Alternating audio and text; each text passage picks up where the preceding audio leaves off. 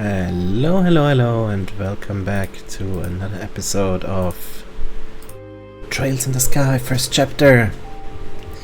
It has been a while, I'm so sorry. It has been a few days since the last episode. I wish I had more time, but sometimes it just doesn't work out. So I'm very glad that I finally got the chance and the time to continue here. Yeah, what happened last time? I need a short recap because I feel like I forgot. Wait. Right. Agat got shot by a bullet that probably poisoned him because he saved Tida from being shot at. Right. We were on the Crimson Tower and we did try to save the professor from being kidnapped, but then we failed because Tida tried to intervene and needed to be rescued. That happened. So, right now we hope that he will be okay. And we have to talk to Father Vixen, but I'm not sure why. I feel like I lost something, like I forgot something, but I'm sure that we will be able to figure it out. Also, isn't here the guy usually for the side quest? Alright. Short recap done. I guess we can just teleport to the guy. He will be in the church, I assume. Let's see. City of Size.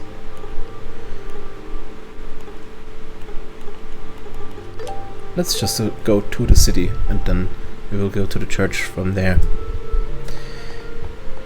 Alright. But before we go to main quest, we will quickly head to the guild to see if there's any side quest content that we should do. Oh wait, there's the guy. Oh, hey kids. Zin. Zin, you're still here. Thanks again for carrying Agat the whole way here earlier. We really appreciate it. Don't mention it. I was just lending a hand to fellow bracers. So, how is Agat's condition? Well, He's dead. They explained Agat's condition and that Father Vixen might be able to help. sounds like he's in worse shape than I thought. The church's traditional medicine, huh? I suppose it's our best bet for now. Yeah, so we gotta go to the chapel now. The longer we stand here, the longer Agat's in pain. We'll head to the Septian Church right away. All right, I'm counting on you. You know what? I had a thought. I'm not sure if there's anyone already here, like from the usual watchers or new watchers. Everyone's welcome, of course. But I was thinking maybe I could quickly go over the books and read them to not bore people who are live watching and who want to watch the video on demand. They can just skip ahead if they're not interested in the books. Then I could just quickly do that, because now I'm starting to get interested in all of the things. Like the church seems to get more important now. Maybe I'm just imagining things, but I feel like the church was always kind of important. So I'm gonna head towards the books and start to read a bit. We're gonna do a lore session, I would say. Maybe. Let's see. Maybe I'll get bored of it. But for now, let's see. Which ones should we read? I'm kind of interested in the 100-Day War True account. It's this Ruan Economic.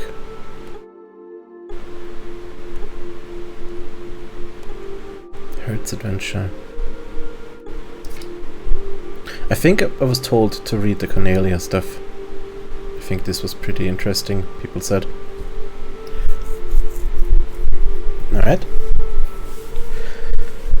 I will try to go through the books. I will not interrupt. I will try to not interrupt too much and just tell my thoughts after the book is done. And if you're not interested in seeing all of this lore stuff, then I will put a timestamp into the description of the YouTube video, so you can click on the timestamp and skip ahead of the lore stuff where I'm done with reading the books. So feel free to click this if you don't want to listen to the lore. Otherwise, I will start with Cornelia, Chapter 1. Imperial Chronicle 1. I stood before the revolving door, lightly tapping the heels of my boots against the pavement. Pulling up the collar of my coat and tucking my chin down, I glanced at my reflection in the curved glass. Short cropped hair, plain leather coat, and equally plain leather boots stared back at me. In truth, the boots were custom made and reinforced with steel plates, though no one would ever know at glance. An utterly ordinary appearance, something essential in my line of work. From the pewter-colored morning, mist came.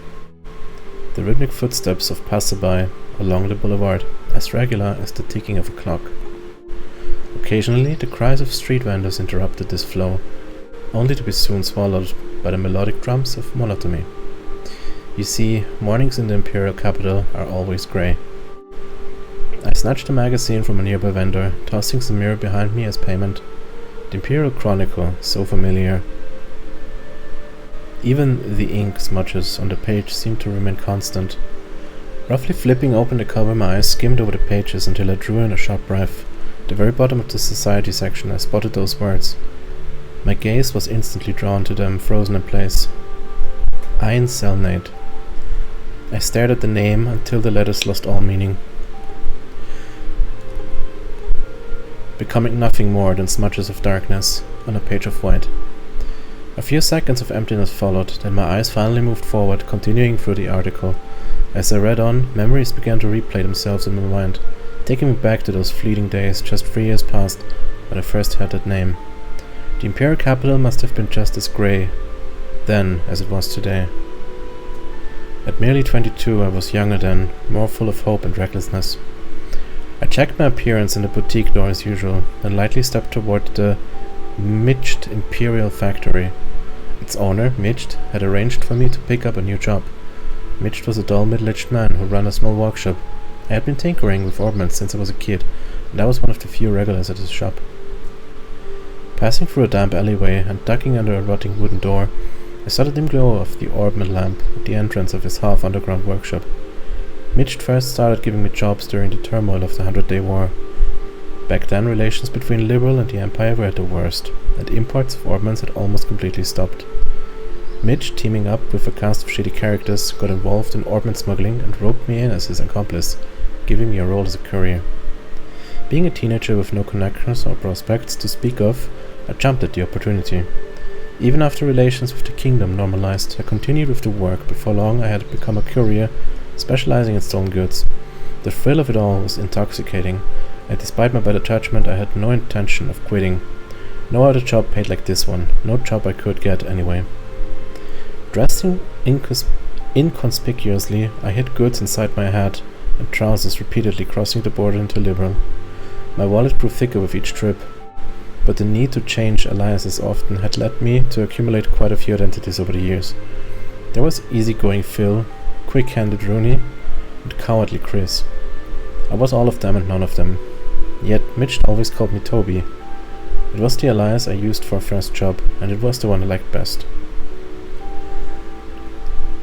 Alright, very interesting. We're talking about a smuggling person here, going by the name of Toby, but it's also an alias.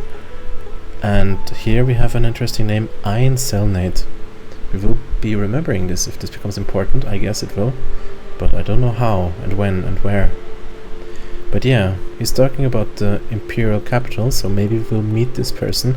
If we're gonna meet a shady person who's like very smugly with a hat, then we will know this is probably Toby. But maybe we will not meet this person in this game. Maybe this will be in a future game. Okay, that was chapter 1. I'm intrigued. Let's see if chapter 2 is also about this person, or if chapter 2 is about a different person. So, Cornelia chapter 2. Activation. I already see it is about Toby. Yo Toby, perfect timing, Mitch called out to me, shifting around behind the counter. He placed the pastry he'd been eating on his lap and clapped his powdered sugar-covered hands together, releasing a sweet aroma of picked apples and spice that wafted through the dim store. The goods just arrived, he added, twisting his upper body to pull something wrapped in old magazine paper from the shelf behind him. He quickly handed it over to me. What's it this time? I asked, already knowing it was pointless to inquire further. The usual spot in the kingdom, Mitch replied, ignoring my question as he spread out a set of train and airship tickets. Don't worry about the details, Toby. Just be your usual smart self. He sighed deeply before reaching down to grab another beer-shaped pastry. Beer-shaped?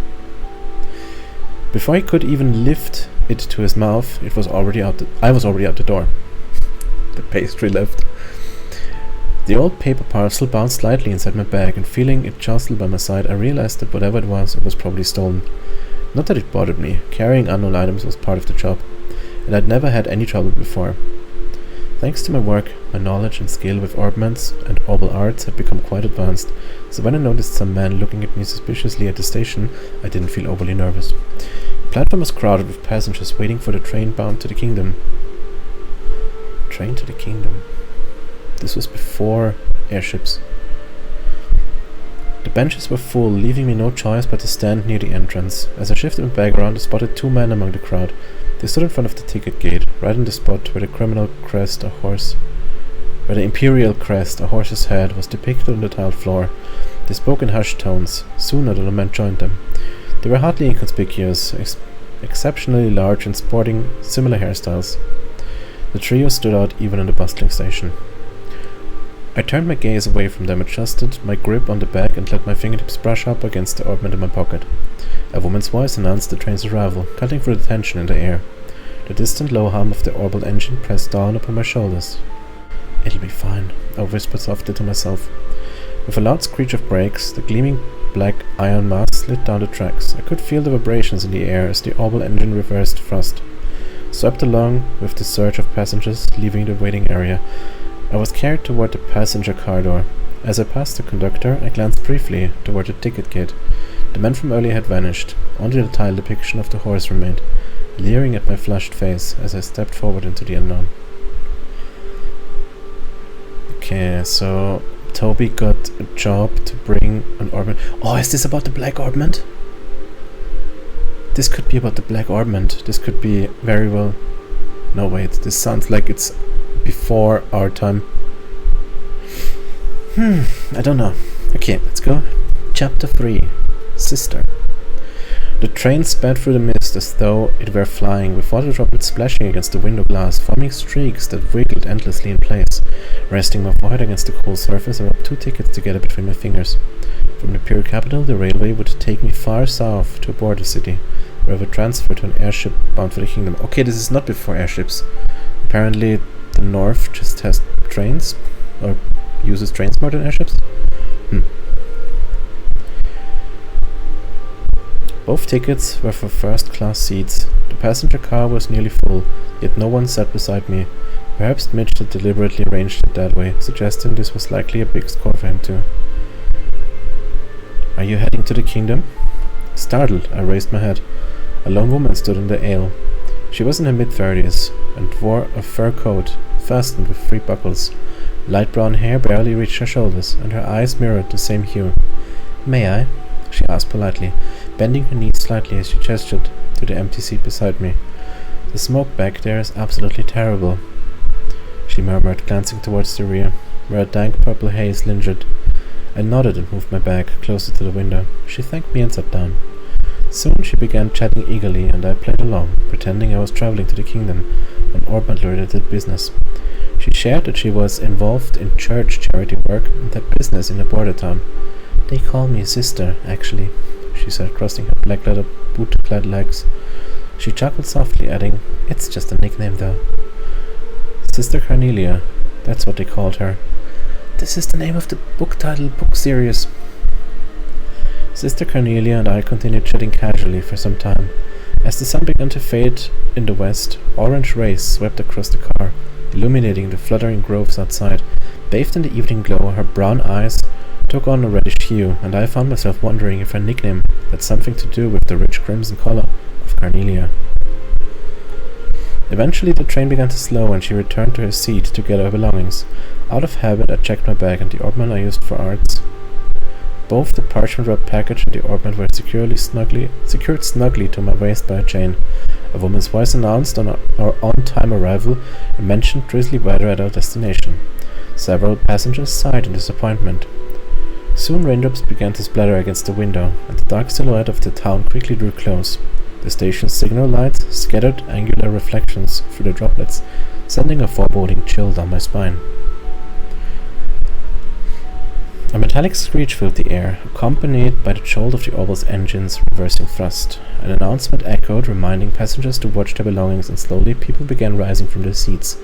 I stood up as well, gripping my bag tightly, my eyes following the station attendant as he waved a signal flag through the train. In the aisle, I encountered Sister Cornelia again. As I stepped back to let her pass, she suddenly stumbled, falling toward me and grabbing my shoulder to steady herself. She gave me an embarrassed smile before stepping aside. I nodded slightly and moved. Sorry. Thank you. Alright.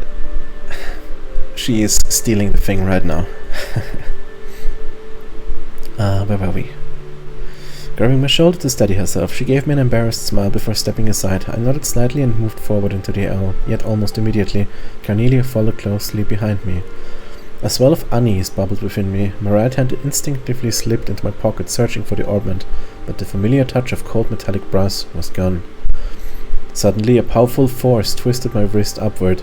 A sharp metallic click rang through the air, followed by a sharp pinch in my back near my kidneys. "I've got what you're looking for right here, Toby," Sister Cornelia whispered softly behind my ear. "Don't move or make a fuss. No sense in unnecessary bloodshed here, right?" She shifted her grip slightly on my wrist, and colorless sparks exploded behind my eyes. Damn, she really took it right there and right then. So who is she? Is she like a... does she work for some... is she working for the church actually? Alright, Chapter 4. Human Bullet. Sister Cornelia spoke gently, yet my right hand throbbed with intense pain. "You'll behave yourself, won't you, Toby?" Tears streamed uncontrollably down my face. Genuine sobs, not single tears. I nodded vigorously, and immediately the pressure on my wrist eased, the pain vanishing in an instant. "Don't misunderstand, Toby. I'm your guardian, sent by the goddess Adios," she whispered into my ear, instructing me to look out the window. The way she emphasized the "by" in B in Toby sent a strange shiver down my spine. How would she pronounce it? Toby? Toby? Toby? Toby? Toby? Okay. Weird. Passengers began slowly filing out the train. Nudged forward by Cornelia, I peered out onto the platform. At the foot of the stairs leading to the main gate stood the trio I'd seen at the Imperial Capital Station.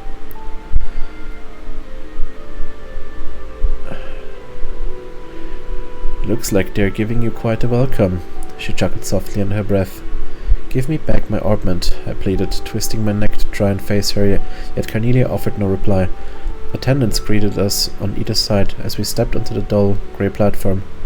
Damn it, you idiots, how can you not see what's happening to me? Squinting against the misty rain spraying into my eyes, I slowly descended the wet stairs, half a step at a time. From behind, Cornelia effortlessly matched my pace. My welcoming party waited just below, and I wondered if she merely planned to hand me over to these people. As the trio's faces drew nearer, heat gathered in my left hand, the one gripping the bag. Halfway down the stairs, Cornelia suddenly spoke. "Toby, look down." Obediently, I lowered my gaze to the rain-soaked tips of my boots. Just as I exhaled, Cornelia shoved me forcefully. I watched as little droplets flung from my boots back up towards the sky. What is happening? My body came crashing backward into the group at the bottom of the stairs. I felt my ribs crunch painfully before snapping back into place. Tumbling between the two military-looking men, I knocked them down and plunged into a puddle. The passengers' screams rang out like the screeching brakes of the train. As the world spun around me, I lay on the cold, tiled ground, my eyes starting to my left hand. My fingers still gripped the bag tightly. Trying to pull myself from the ground, I slipped and landed face first, my chin slamming against the hard surface. Frantically looking around, I saw no sign of the men from before. Only Sister Cornelia remained visible on the platform above, casually holding a man slung over her shoulder like a sack of grain. Turning toward the train, she tossed him onto the tracks without hesitation. Finally, I managed to push myself onto one knee, the world still spinning around me. Sister Cornelia's boots approached, and she took me by the hand. At first, I didn't notice the strange sensation that ran through me as she gripped me. "Let's go, Tobai." Pulling me to my feet, we soon broke into a full sprint. The crowd of onlookers parted noisily to let us through. My bag swung loosely from my left arm, tapping rhythmically against my thigh. Only after passing through the ticket gate did Sister Cornelia release my hand, which was accompanied by a tearing sound. It was then I noticed her hands were stained red with blood. Still running, I glanced back toward the platform. The three who had come to confront me were nowhere to be found. Okay, since the chapter is called Human Bullet, I assume that Cornelia used him to kill them? What? Okay, if anyone who sees this wants to give me more context on this, then I'm gladly accepting it. But if you think, you shouldn't understand this at this point, you will understand it later, then it's also good. But currently I'm completely confused by what happened in this chapter. She took the orbment from him, held a gun to his back or something, led him out of the train towards the people, then she pushed him into the group. Some of them died, or not. She pushed one of them into the train, or onto the train tracks, and then they ran away.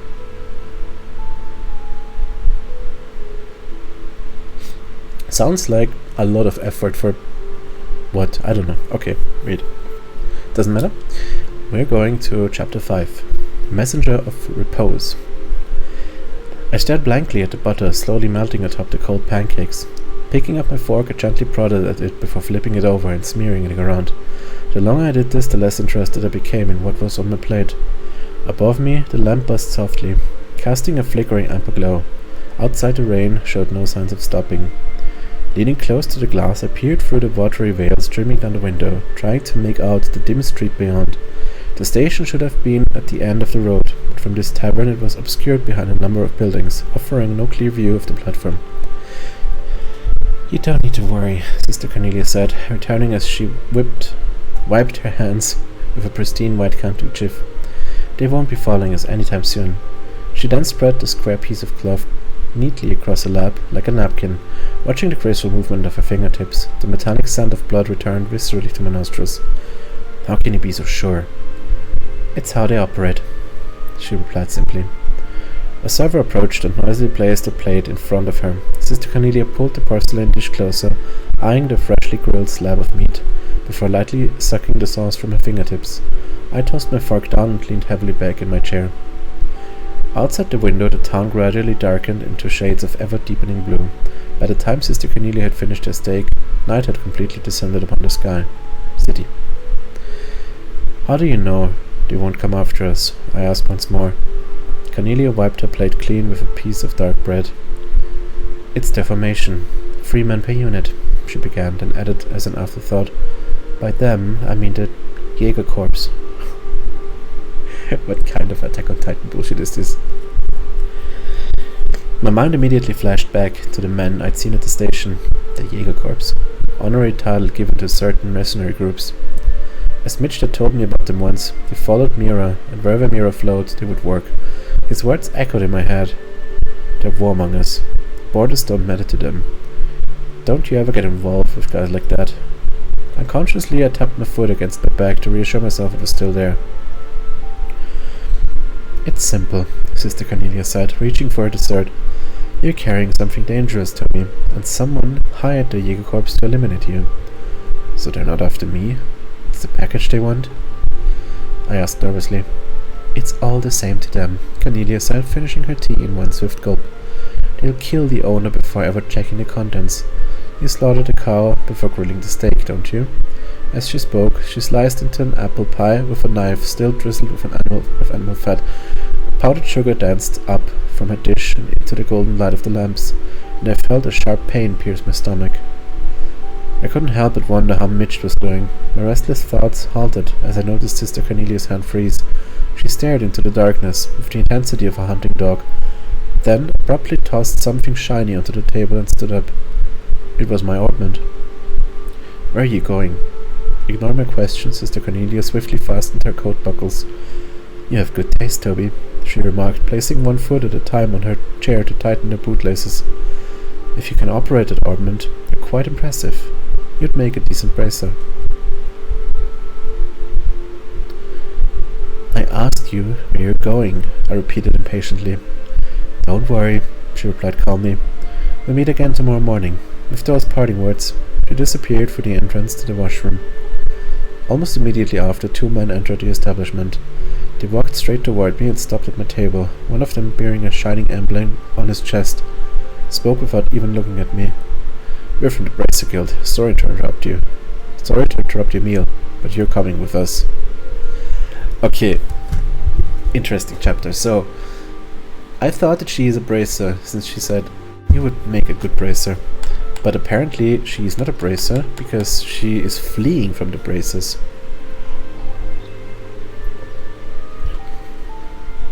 It would be interesting to know where we are right now.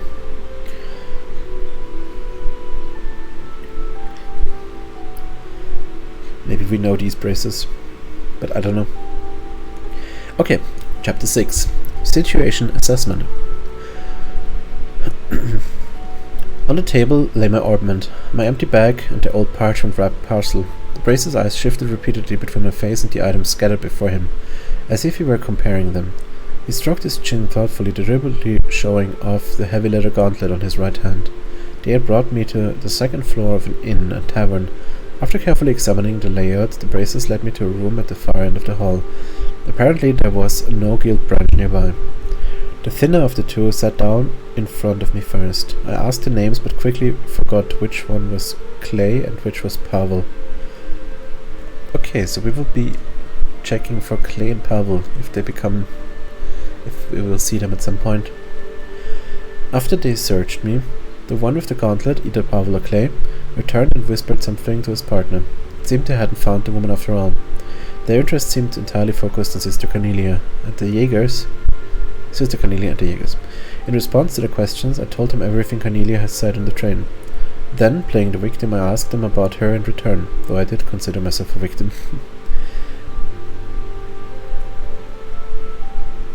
The woman's name is Selnate. Ein Selnate. The thinner one said, reading from his notebook. She's a former Jaeger, but her current affiliation and activities are unknown. She's certainly not someone an upstanding citizen should associate with. The gauntleted man remarked pompously, reaching for the parchment-wrapped parcel. Watching me carefully, he unfolded the parcel in the center of the table. Inside was a lump of metal, covered in clay. I was delivering it to a research facility, I lied smoothly, listing addresses of non-existent clients. The bracers dutifully recorded every word. Ultimately, I was to stay at the same inn as the bracers. They planned to escort me to the guild branch the next day to file a report about the incident at the station. That was fine by me. All I wanted was to survive the night. I woke at sunrise, breathing a sigh of relief to see the morning sun. The bracers were not in the room, though I could hear the voices from the hallway. As I slipped my arm into my jacket, a sharp pain in my right elbow reminded me of Sister Cornelia. Suddenly, overcome by indescribable anxiety, I hurriedly began adjusting my ointment. Opening the back cover, I carefully picked up the quartz with an oil-treated deerskin cloth. It took less than 5 minutes to rearrange the quartz into different slots, switching up my focus to lighter arts. As I tightened each screw back into place, my nerves finally settled, and I lay back down on the bed. Just then, a tall woman, apparently an inn servant, entered, carrying hot water for washing. She placed the steaming basin heavily onto the table and silently began stripping the sheets from the bed. Forced out of bed, I reluctantly approached the basin. At that moment, 2 shadows swiftly passed by the open door. "They're here," I heard myself whisper. With remarkable calmness, I closed the door, locked it, and stood against the wall, still clutching a bar of soap. On the other side of the earthen wall, shouts erupted simultaneously with the sound of flesh and bone colliding. I grasped the ointment I had just adjusted, pulling the chain at my waist. 2 bracers and 2 attackers, myself included. We had the advantage in terms of numbers. As I turned toward the door, I heard myself mutter again from somewhere far away. 2? The sister had said 1 unit always consisted of 3 people. Then where was the 3rd? Before I could finish the thought, something wrapped around my neck, yanking me backwards before I could cry out. Then everything went dark. From the corner of my blurred vision, I saw the woman gripping the sheets with bloodshot eyes.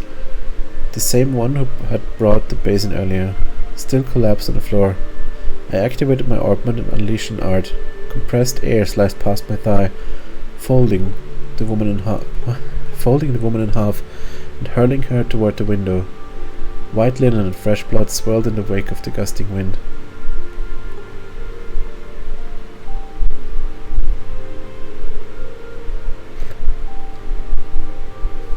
Okay, so the woman was the 3rd person.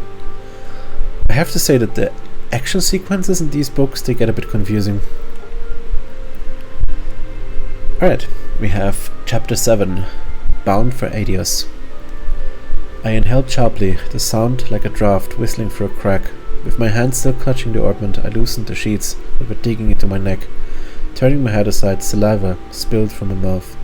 Behind me, something moved with a heavy thud. The female Jaeger sprung upright like a clockwork doll. Even though I struck her squarely into the stomach with my art, she moved as if nothing had happened. Instinctively, I stepped back and a sound like splintering wood echoed near my shoulder.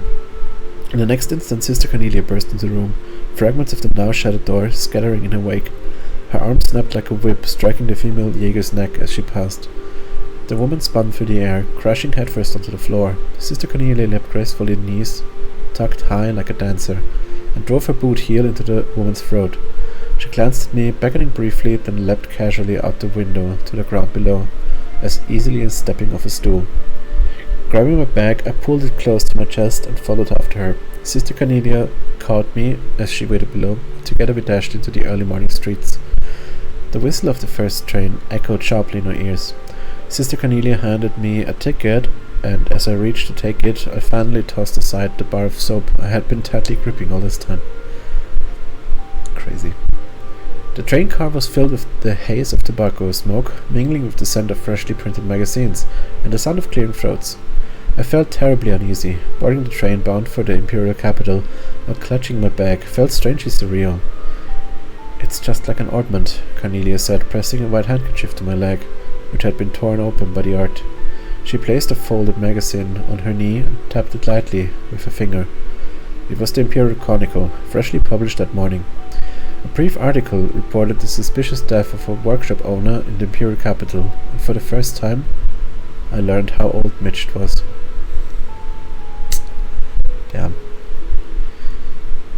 "We just barely made it," Sister Cornelia said, slipping the magazine into her coat pocket. 5 more minutes in that place, Toby, and you'd have been on your way to meet Adius too. "I don't understand," I said, shaking my head. I simultaneously pictured Mitch's cold body behind the counter and a lump of metal wrapped in scrap paper. What exactly was this thing, and why was I risking my life for it?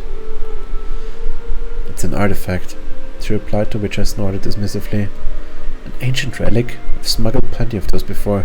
Artifacts were remnants of an ancient civilization, mysterious devices resembling ornaments.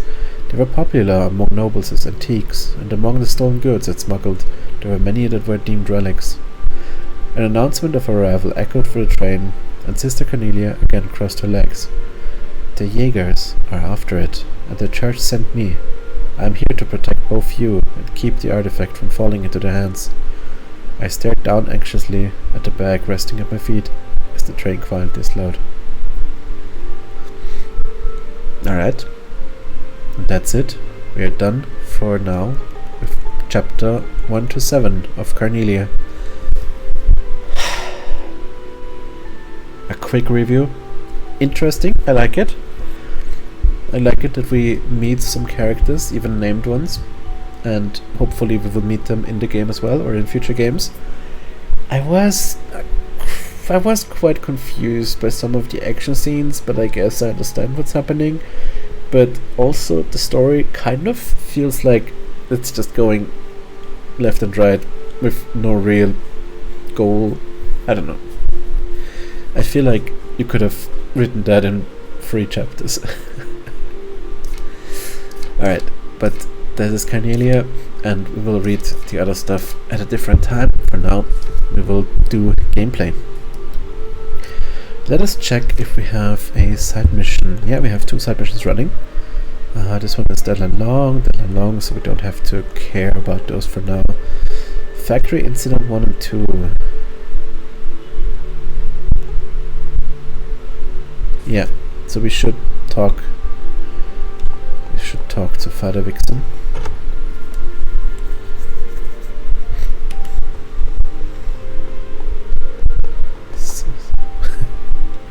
Are you Sister Carnelia?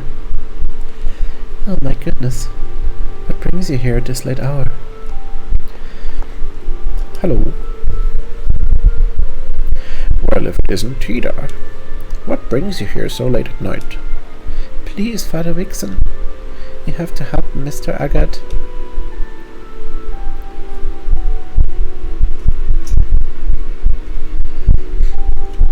I am sorry, what?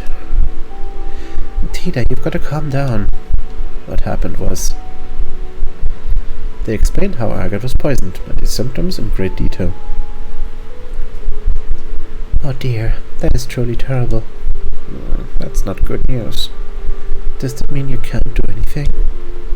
Fortunately, the Septian Church has a medicine that's effective against most neurotoxins. Instead of neutralizing the poison, it enhances the immune system to help the body heal naturally. But Sister Kira, if I recall, that medicine is... Yes, we're out of the necessary ingredients. Oh no. What ingredients? What exactly do you need? We need Cimmeria moss, a type of luminous moss named after the ancient civilization. It grows in a limestone cave that's found partway through the Caldia tunnel.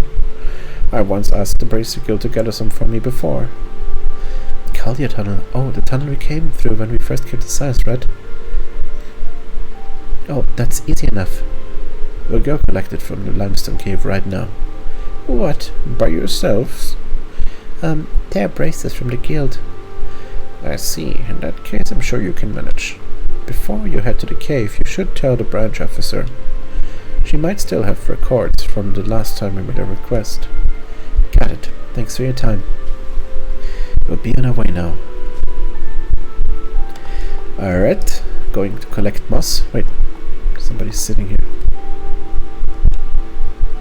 I'm here to ask ADOs how I should deal with the aftermath of the incident. Do you have something on your minds too? It's rare to see someone visit the chapel at this hour. I don't know what you're talking about. What incident?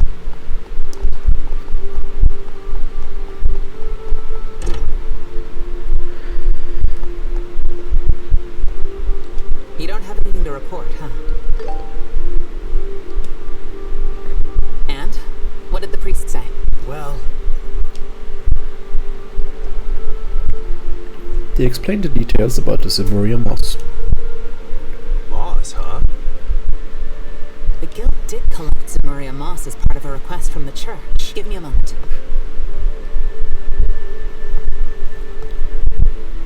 This guy looks so main character. He has such Here a it is.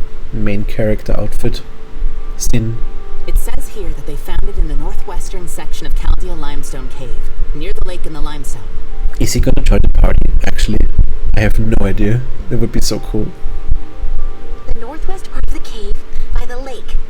Got it. Let's write that down in our handbook. Oh my god. Joshua did the... Write that down! Write that down! The SpongeBob meme. Oh my god. Should I... I'm considering to actually put that in the video, on the VOD. But be careful.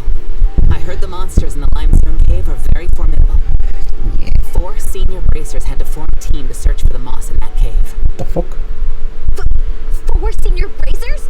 It's gonna be a difficult challenge. In that case... Let me join your party. You should take this man with you. She's selling him to us. Here, take this man. He's only $9.99. Hey, hold on!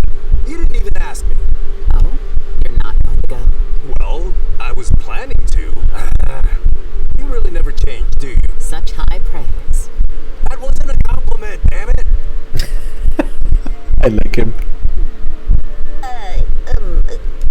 So, does this mean you'll join us in? Yeah, I guess this was fate. The fuck? He's double the size of us, and his arm is as thick as Joshua. How can he not be extremely strong? I'm heading to the capital tomorrow, so I can only stick with you until then. Oh, okay. That's more than enough. It'll be a huge help. Thank you very much. Estelle, Joshua, What's wrong? can I come too? Of course you can. I know I'll probably get in the way, No, you're not. You're amazing. but still, Mr. Agnett's life is in danger because he protected me.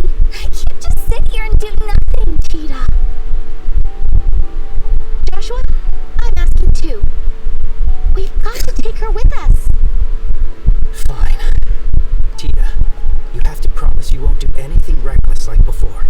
Yeah, I promise I won't. Good. Zen, is it okay with you if Tina comes along?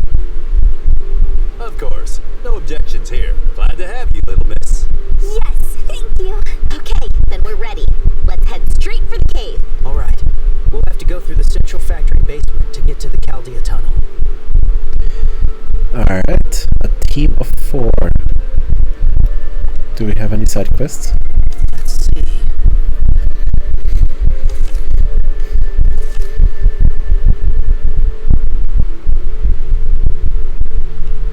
Wait, this library quest? Is this... Oh, okay. Priority long, or deadline long.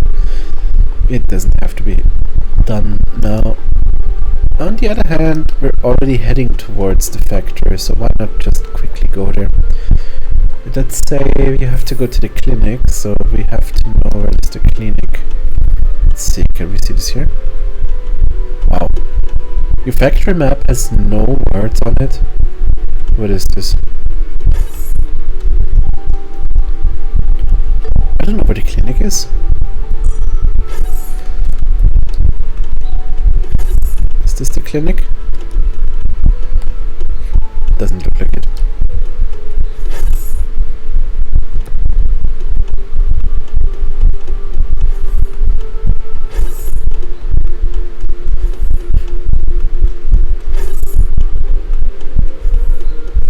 Third floor. This does not look clinicky. Design room.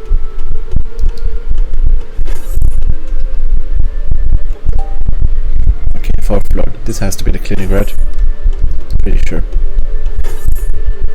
Yes. But where's the book?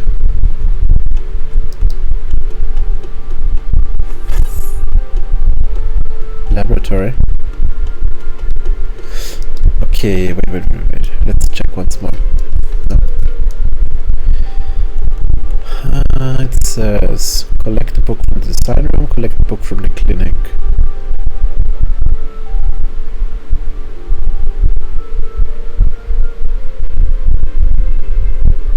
Oh, here it said clinic on the 4th floor.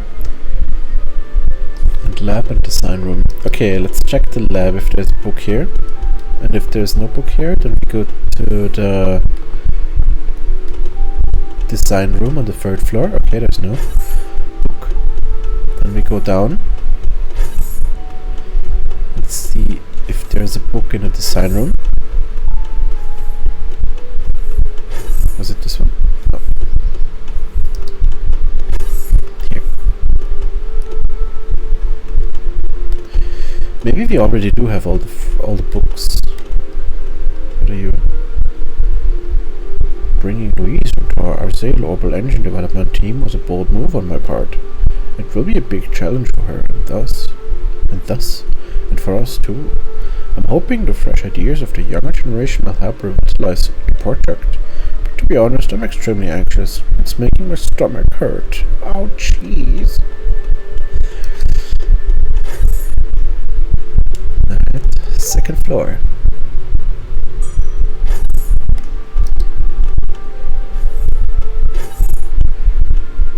Archives. Wait, let's talk. Where's the person that gave us the quest? Is it you?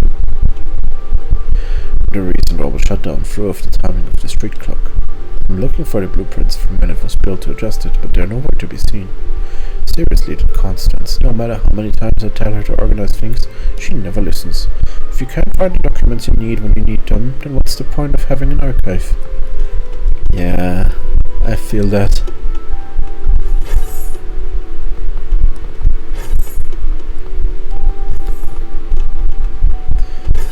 Okay, I am a bit lost.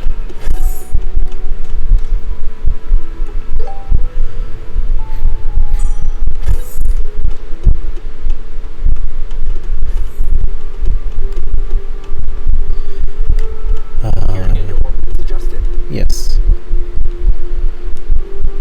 We'll be open for a while, so let us know if there's anything we can do. So much has happened today, I'm exhausted. What? What do we need? So, what'll it be? Zin! We can open your last slot. Let's go. Alright. What skills do you have? Oh, you're a defense person?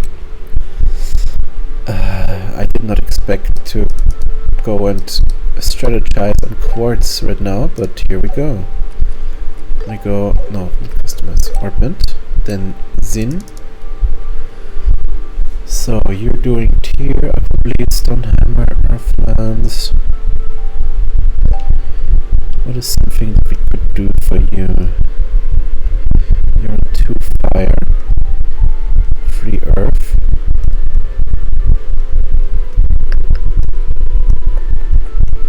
What are your stats? A lot of ooh, a very high amount of strength. This guy wants to punch, so we will let you punch. We will give you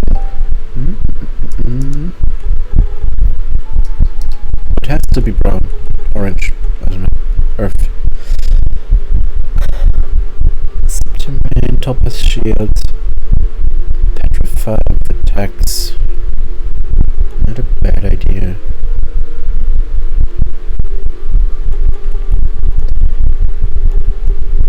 Yeah, why not? Let's go with Petrification Blade. It also gives, no, it gives us strength, but it gives us access to stun impact. I think we didn't have that before.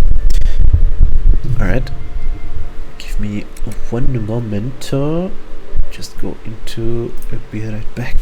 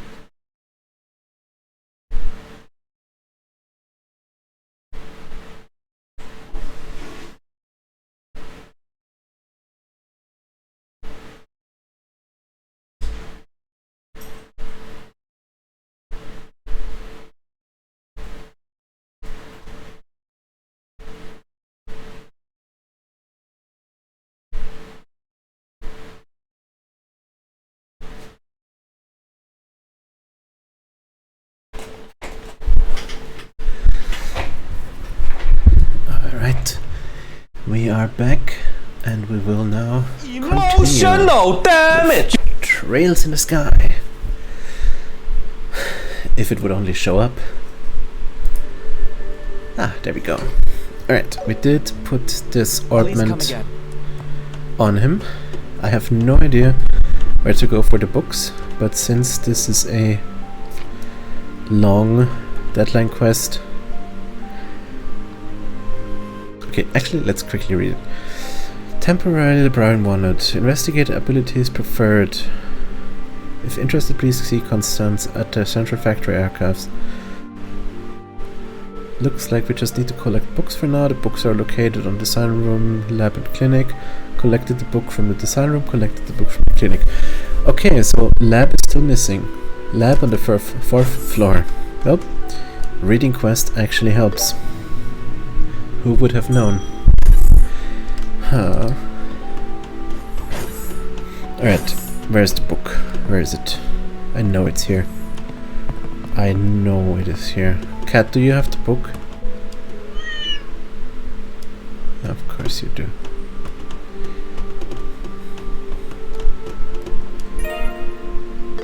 I got a tomato. But I want the book. Is it here? Tomorrow's cooking. With this, tomorrow's cooking will be a breeze. Only if you can follow the recipe. Alright. Where was the archive? Second floor.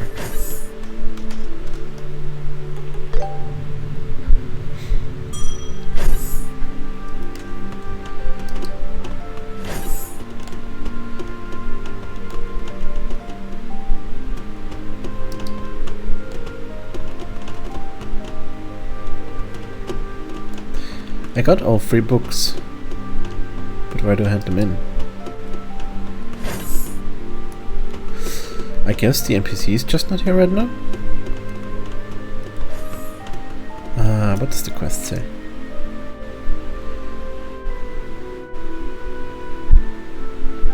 Yeah, it has collected all the books.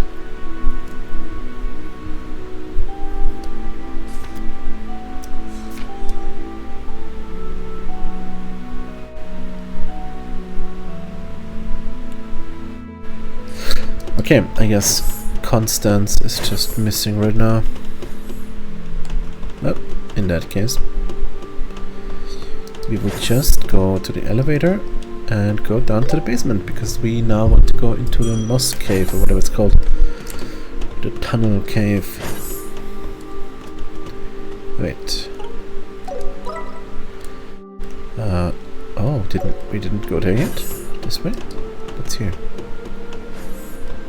Ah, we have been here. I remember. This is where we got the fuel. Okay, but where is the exit? It's here. Yeah, the Caldia tunnel. Alright, I'll let you take the lead navigating the limestone cave. Yes, there are also signs within the tunnel, so we should be able to get there safely. Right, we saw that on the way here. Come on, let's go. What level are we? Oh, we got a reward. Ooh, we got alternative color outfit for Zin, because we opened all the slots. I see Agat. Agat has a picture here, but he is not in the party because he is out of commission.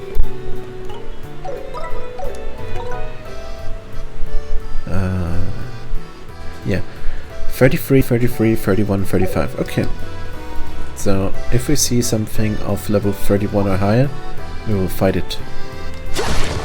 Which I assume we will see, because I think the monsters here were 33. Monsters. 27. Could be trouble. Never mind. But we have to find the cave... limestone cave over here, yeah. Oh, there is an event just before it. Let's see what this is about.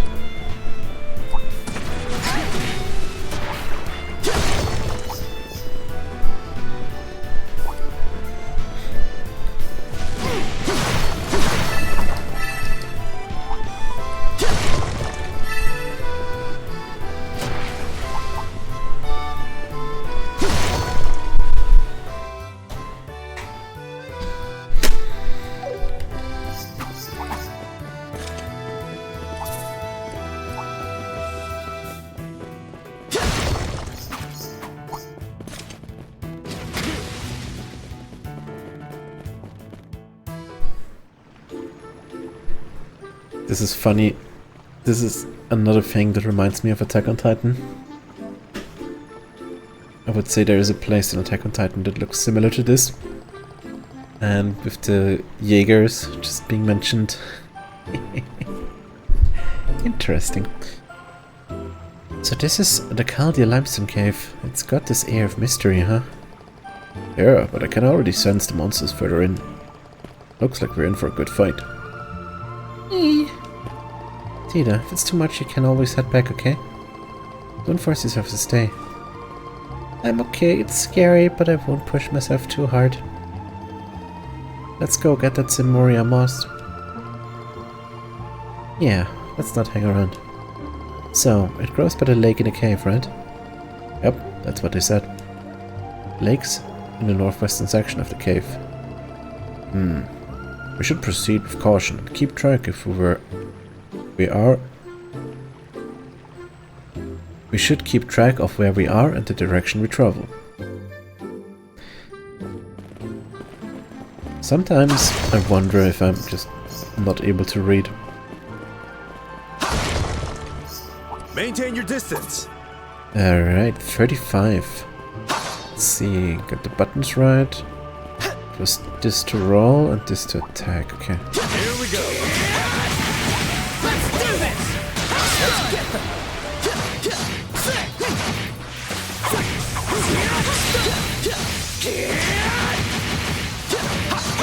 Let's do this! It's over!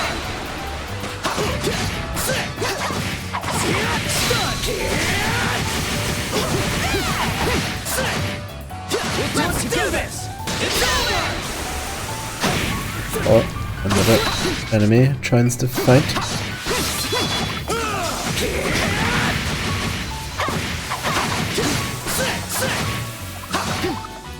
Let's do this! Let's get them.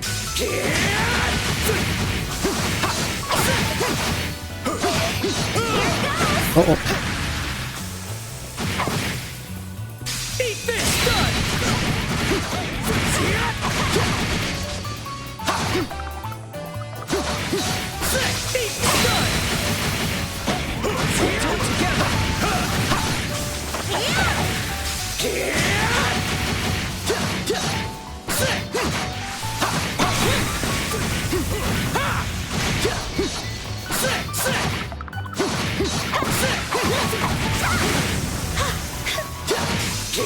Done! Let's do this! It's all done! Let's switch it up. You're mine! alright, that was a pretty long manual fight, but now we see that every enemy is stunned, so we can just head in and do a bit of fighting. Actually, I wanted to do duals. No, there's a flicker. I think we can just. Oh, they're weak to every element.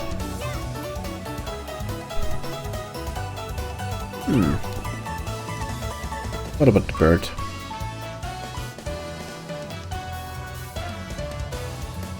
Oh, super weak to earth. That's good to know.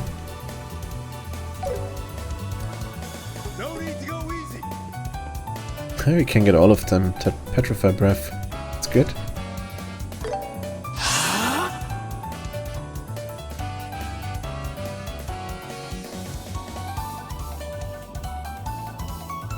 Sit.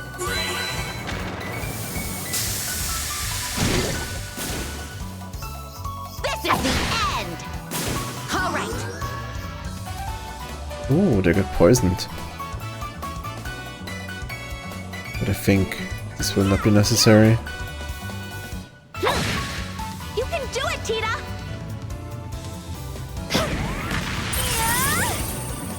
Please help Mr. Zin. How strong are you? Oh, damn. You're mine. Okay. Man, Impressive. pain. Alright, we have to go to the left. Great job, Mr. Zin. That was a weird monster. Like, kinda cute. and also super powerful. Let's do this! Contradictory. I get you. Let's switch it up. Here's something extra. Ooh, a zero turn. Perfect. Wait, they are not weak to earth. These birds are weak to wind. I think... Oh, we do have lightning, nice. Sit.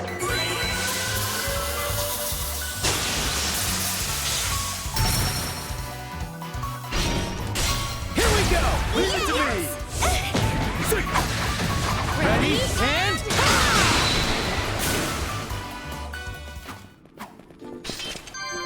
I think I got a little stronger. Yes, 2 level ups. Keep getting better. Which way now? To the right. I got it.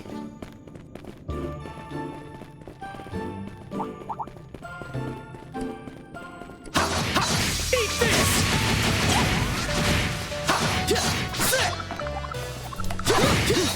Eat this. Slash. Do it together.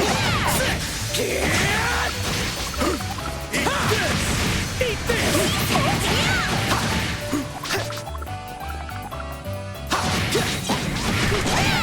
Ready and let's switch it up. Here's something extra. So, they're weak to everything.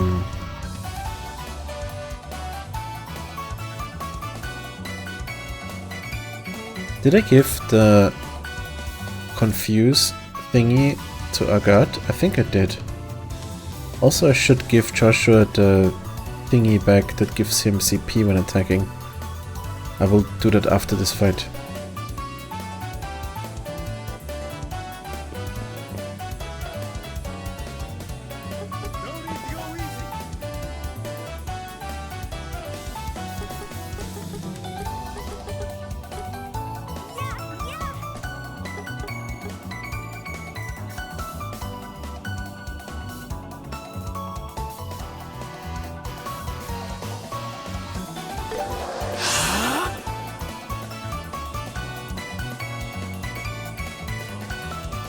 Wait, wasn't it a zero turn? Confused.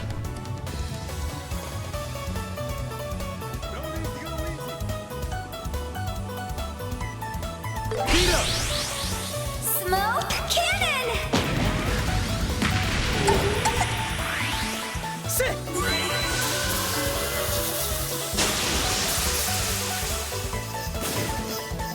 All right.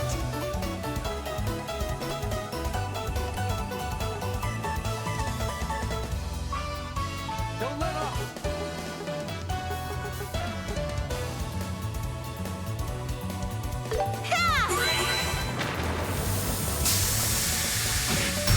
Rope the defense. There.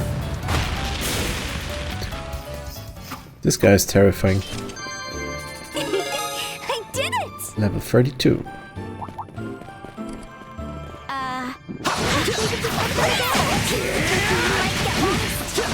No, we're in a hurry too. All the more reason to stay calm. The path will show itself.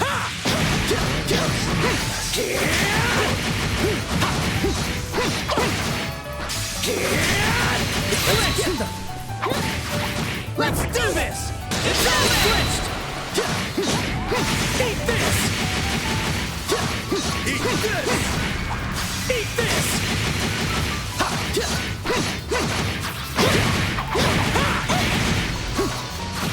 Ready and It's our chance. eat this.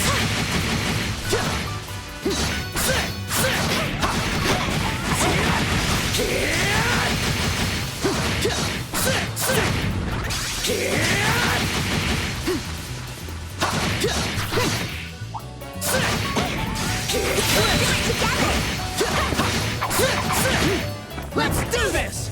It's over. Eat this.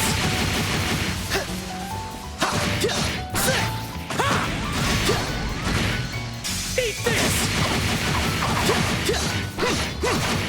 Ready and it's done. Let's get them.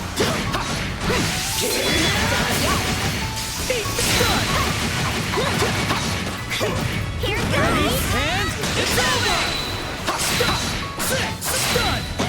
destroy you. Have another. Right, weak to water and wind, and to fire. The perfect move. Let's get this done.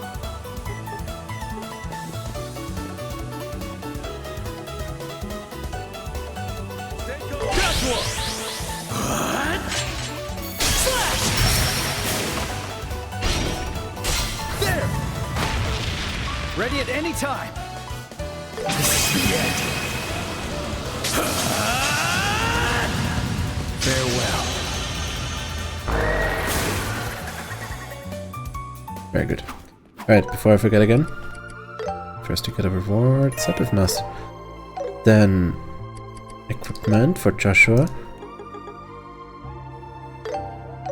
The confusion we want on. But we will give you the victory. Where is it? It's not available? Oh, Agatha is still in the party. Okay. And we remove this for now. Just because I know myself and I will forget to give him something new, I will just quickly give him yeah, strength. And then Joshua, instead of the force seal, get the victory headband. So now you will gain That'll conclude. CP. Let's keep moving. And we do have a chest over there. Is it a monster chest? It is. Then we'll do a quick save before we open it. The enemy's strong. Keep cool. Birdos. Alright, we just wasted the CP with Joshua. I forgot about that. But that's fine. We are going to start on I'll a... get you all. No need to go easy. Let's start with an Earth Guard, that's fine. It is pretty slow, but we'll just make sure to stun all of the enemies with S-Crafts. Let us begin. Uh-oh.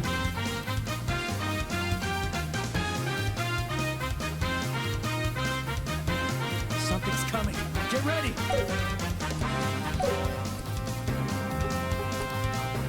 You know, for Estelle, we're gonna start with a morale. I'll back you up. Let's do this! Following up with her S-Break attack. Extreme stun is good, because then we can get these two, maybe? Something's coming. Maybe even three?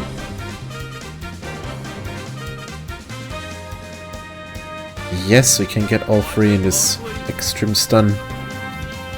And hopefully we will cancel the blue Pangoose attack. I'll back you up. Time to end this!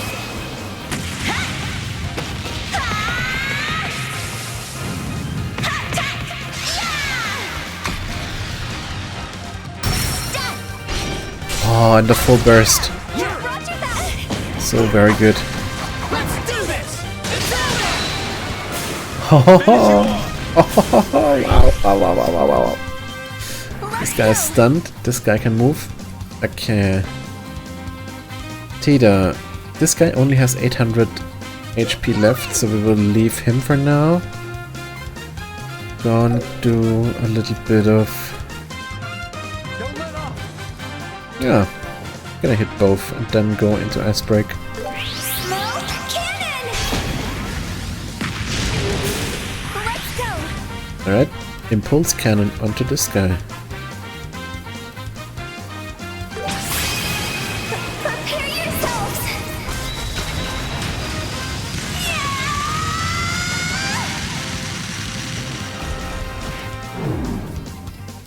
Please help, Mr. Zin. Alright. What are your attacks even? Heralding Fist. Keep going! Delay. Back attack bonus. Good composure. Revive and heal 35%.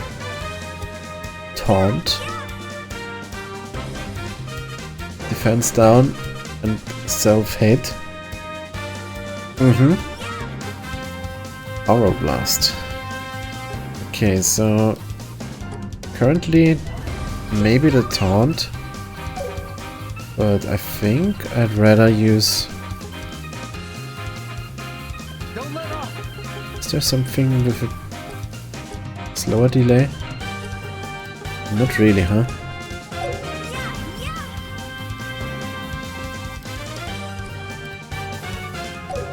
Maybe we can do the Heralding Fist. Yeah, this should be fine.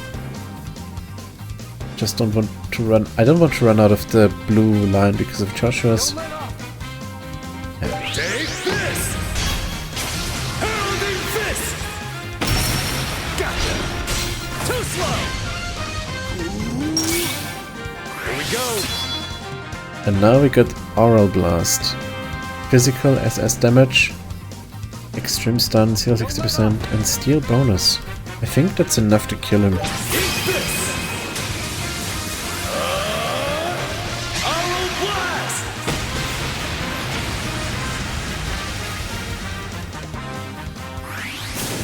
Was that 18,000 damage? All done.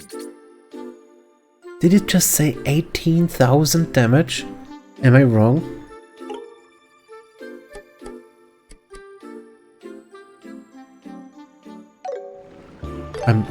I have to check this in the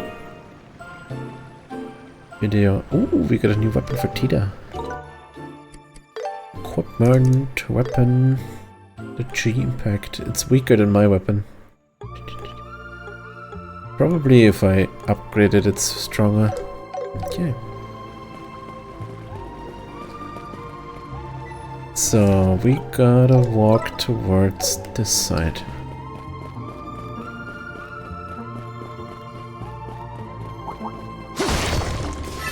Yikes! Stay back! We'll end this in no time. Let's do this! Let's get them!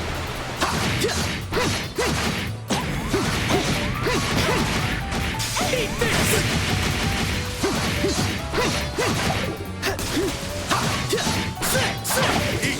Eat this! Let's do this! Done! Check it out! Eat this!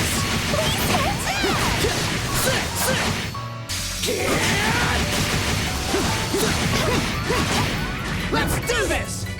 Flinched! Let's finish this! Eat this! Let's do this! It's done!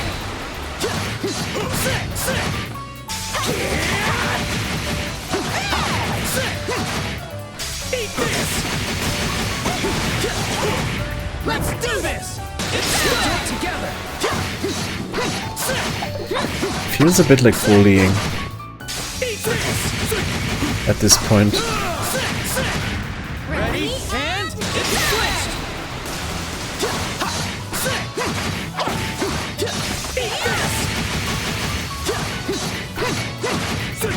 Eat this! Eat this!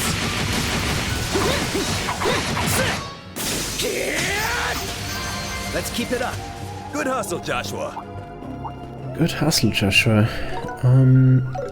Are we still on the right track? I always have to check because I'm bad at navigating. Yeah, to the right now. What level are they again? I should probably fight more of them.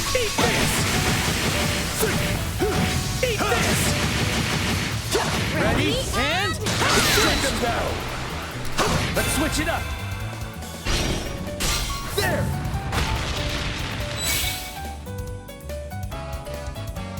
The perfect move!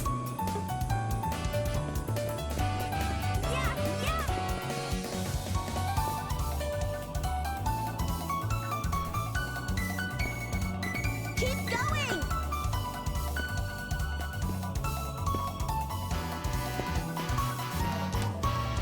No need to go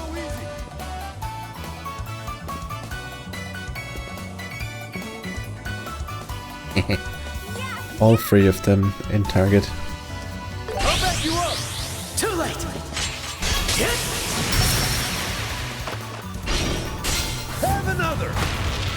Ready at any time. Death Warp! This is the end. Fight!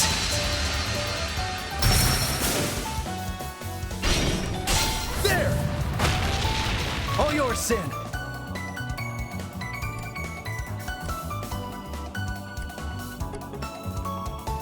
Don't let off.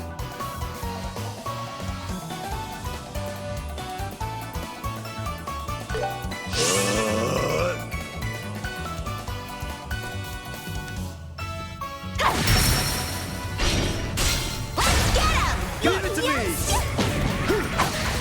Let's do this!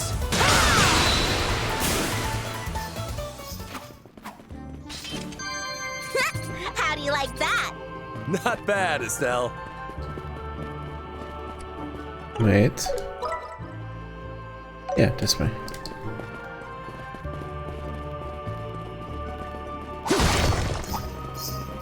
Joshua, dodge it! Engaging the enemy! Let's do this!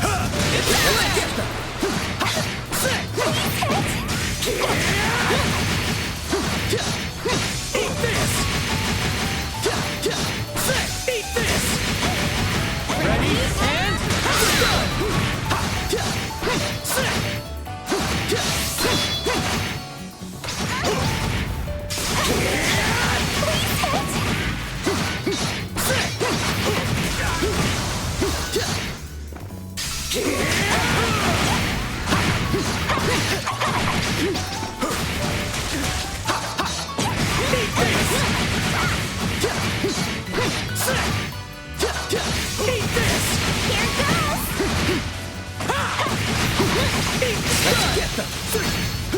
Let's do this!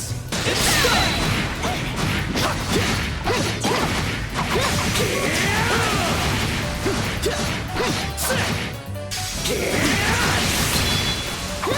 Eat this! Eat this!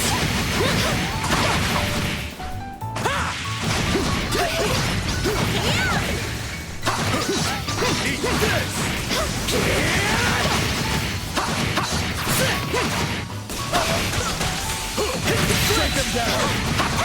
Ready and switch! Eat this!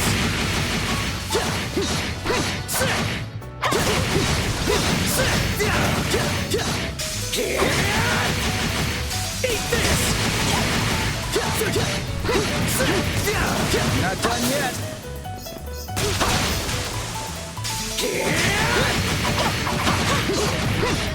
Finish this! Let's do this! I accept your challenge. There! Alright, I did it! mind too.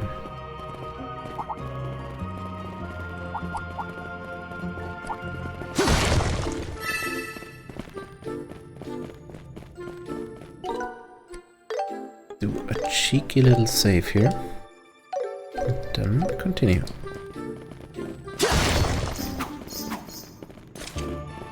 Oh, boss fight coming up. Wow. Wow.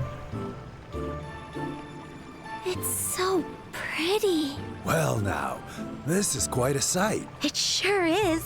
I can't believe we're inside a cave right now. This must be the cave lake. There should be some Zemuria moss somewhere around here. All right, let's start looking. Oh, not a bad rest spot. Charge complete. Okay, predictions for what the boss fight is gonna be? I will say it's probably some kind of crab enemy. Or, okay, prediction 1, some kind of crab, like crystal crab or whatever. Prediction 2, since we had so many birds just now, maybe like a big bird. But I'm gonna go with the crab, crystal crab.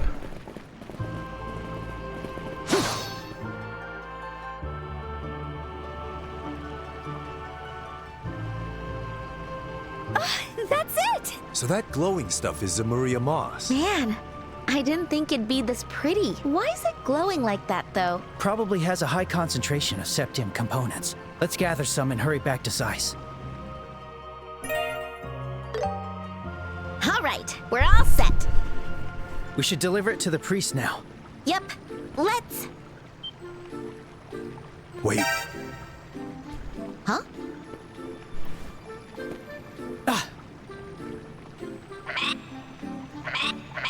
Ah, so it is bird. Group of bird. Careful! Big bird.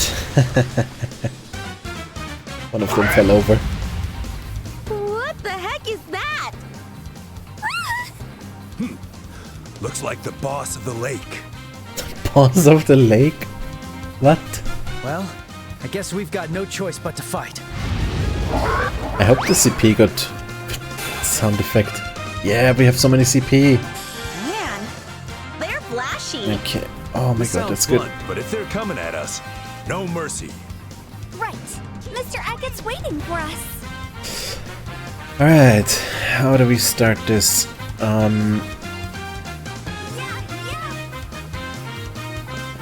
Kinda wanna go for Earth Crest again for shield. Earth Guard, I mean.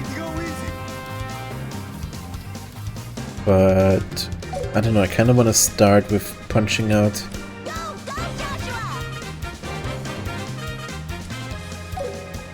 We could go for a flicker. Maybe we get all of them? Yes.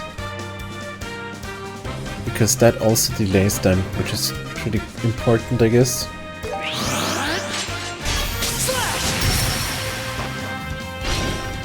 You're mine!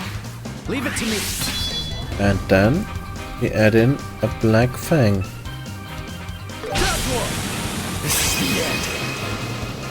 If we're lucky enough. Come on, kill some of them. You're mine! Ah, none got killed, but one got stunned. Alright, Estelle.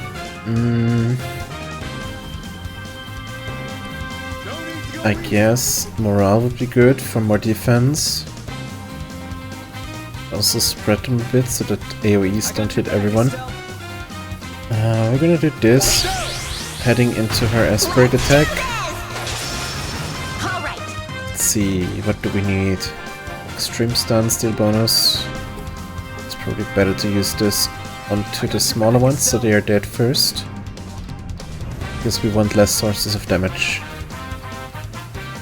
Yeah, let's do that. But let's see if... do they have bonuses? I don't see any bonuses, so we're good to go.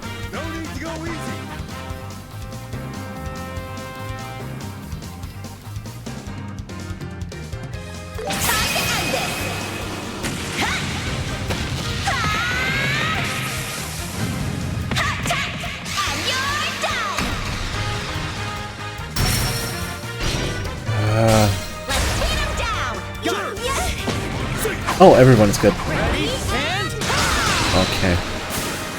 Wow, we got 3 of them down already. Perfect. That's very good. Okay, we continue on that high. With Tida going Smoke Cannon to do Blind Burn. Let's see what's the rate. Can be blind and burned. Can be very blind and a bit burned. Okay. So we do this, Smoke Cannon, following into her S-Break attack. There. Let's go. Impulse Cannon, yes. Strength down on both enemies. I want to say, no enemy got to move so far. But that's gonna be the end of that. Big boss will be doing its turn now. This is my secret weapon!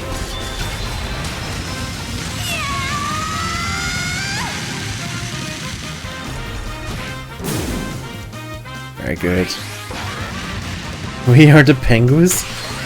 Not more of them, no. Now it's my turn. What? No, holy shit, so many? What is that? Oh my god. Feels pointless to kill them if he just calls more. We start with Heralding Fist, I'd say. Maybe we can get 2 of them and the big guy. Yeah.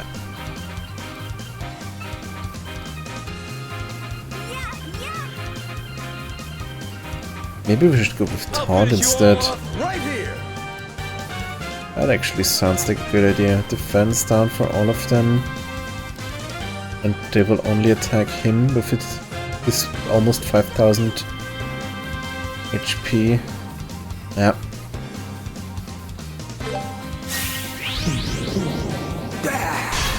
Come on, over here. Here we go. Okay. How many guys can we get into this AoE? Almost all of them. Physical SS damage, extreme stun. Let's see. What is that scapegoat? I don't like that.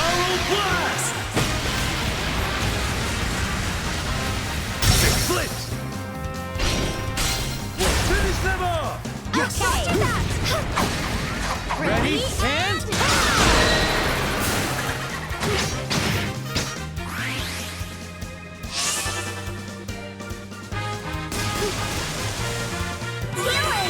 thanks.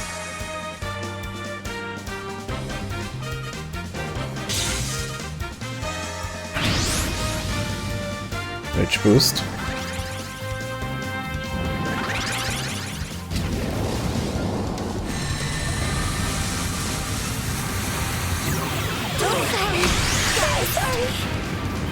Payback time.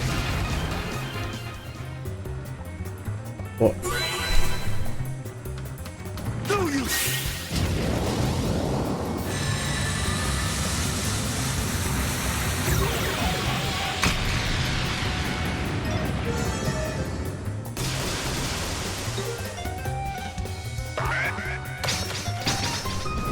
So, turn-based combat means that first it's my turn to play for half an hour, and then it's the enemy's turn to play for half an hour.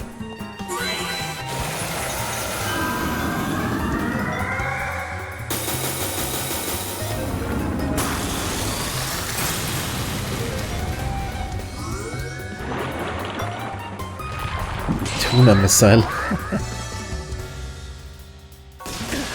Sardine bullet. Absolute blue mage. Damn, I messed up. Yeah. Don't worry, Sim, it's not your fault. The enemies cheated. Joshua just jumped up. Can you stop moving the camera like that? Okay, let's try again. Maybe we will be able Man, they're flashy. to do it this This time. sounds blunt, but if they're coming at us, no mercy. Right. Mr. Eckett's waiting for us. I'll get you all. Slash! Leave it to me. I'll get you all.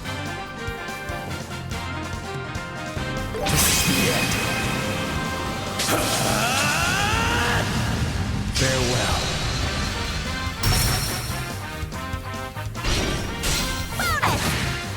Let's go.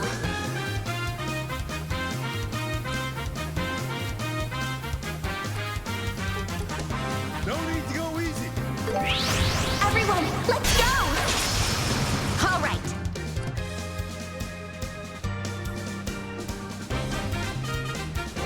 Since we know that he will just summon them again, I will now attack him and one of the small ones instead. To hope that we will get him dead quickly.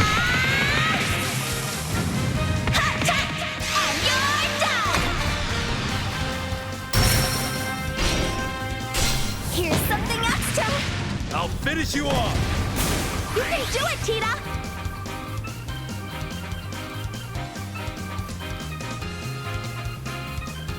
No need to go easy! All at once! Smoke cannon! Another! Accidentally used the wrong one. Go! But that's okay. All at once! I guess we will get another chance to use the burst. This is my secret weapon!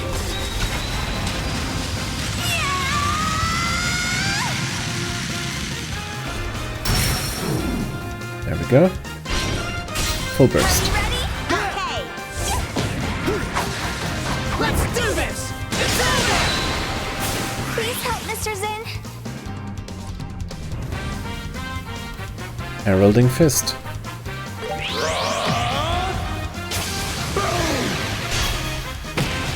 That was enough.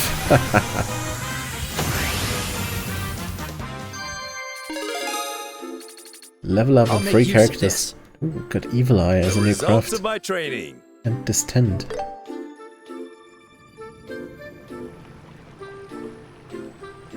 Dang!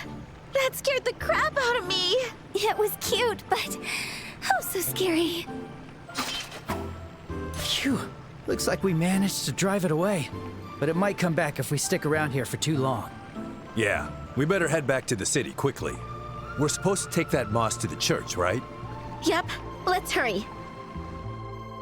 Zemuria moss. In the east, we call it spirit moss. That one looks good. Now let's go deliver it. Yes. First, let's take it to Father Vixen. It's a small detail, but I found it really interesting that they just talked about driving off the monster and not killing it. Because as a player, of course, we don't see the difference. We see the enemy gets dissolved, which basically means it's out of the fight. But what we don't think about is that in story terms, this doesn't mean it's dead. We don't just killed it immediately, because in a story reason or in a story environment, it makes sense that the animal monster just runs away if it gets beaten down. And the bracers not being bloodthirsty, cold-hearted killers. Just, I found treasure. Maintain your distance! I don't know. I feel like it's not necessary to add something like this to the story, but it's very nice that it was added. Because they could have easily just said, "Oh, that was scary, let's go on now." But Joshua deliberately spoke about driving it off and not staying here. I don't know, I like it. Just made me think about that.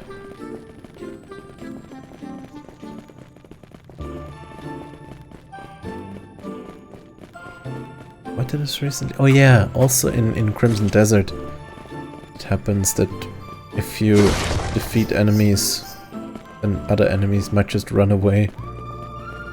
I think that's really nice. Gives a bit of realism and just, I don't know. If you slaughter your way through a horde of 500 enemies, why should enemy 501 still stay there and fight? Get some droplet of strength and serum powder. Can we teleport back to the city? Probably not. Oh, we can actually teleport here. Let's depart. And go back to the factory. Maybe we could have teleported the whole way. But I mean, we're here now. We should go... No, wait, actually, we need to go to the city, to the church, so maybe we can actually just teleport here. Oh. Very good. Saving some time.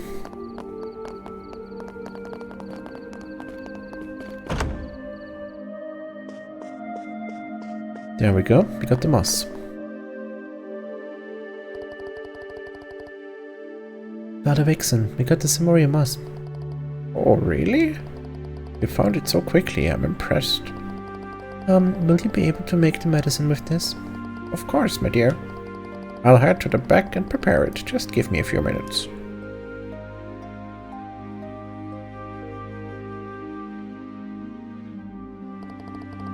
From the sacred septium, origin of all creations, the blue and gold are consecrated here. By the divine blessing of Adios, let purity and vitality unite as one.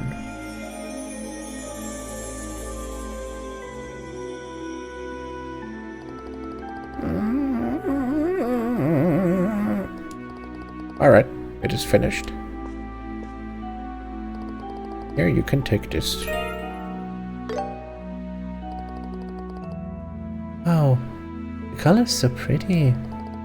Do you drink it? Yes, it's an oral remedy. Instead of neutralizing the poison, it dramatically enhances the immune system to help with natural healing. See, it's similar to medical practices in the East. Yes, it's the same idea as the herbal medicine of Eastern countries. Now hurry and deliver it to the patient. Right, we will. Thank you so much, Father Vixen. Mr. Agate, please hold on tight. Is that a statue of Adios? Don't want to drop the moss. Yeah, move fast, stay calm. Oh. I wonder if this becomes important in later games. Like, will we actually meet the goddess? Will it turn out that the goddess is actually a person from an ancient civilization who is watching over us?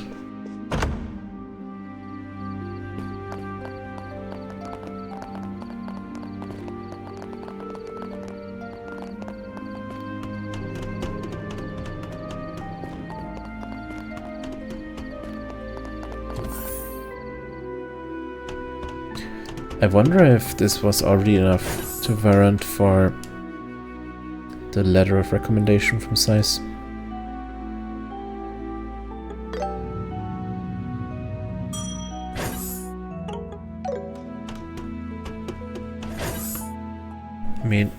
I mean, no, we did not save the professor yet.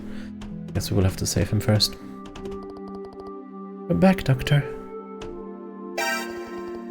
How did it go? Father Vixen made the medicine for us. He did. He really is amazing. I see, he gave us medicine that boosts the immune system. Definitely worth a try. All right, I'll give him the medicine now. Miriam carefully administered the medicine into Agate's mouth with a dropper. Oh, Adios, please.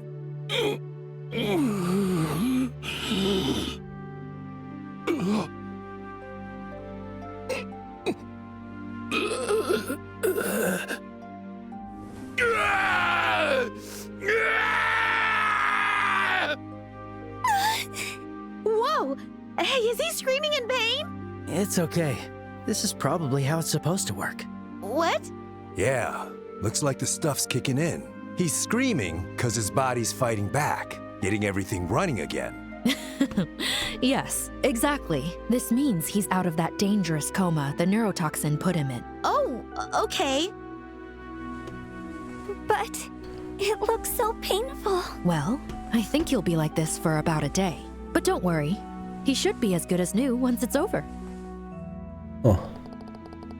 And thus, Agate recovered from his critical condition. As it was already late at night, the party decided to take turns caring for him.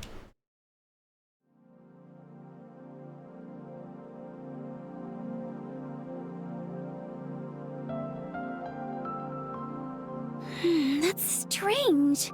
I swear there were spare towels here.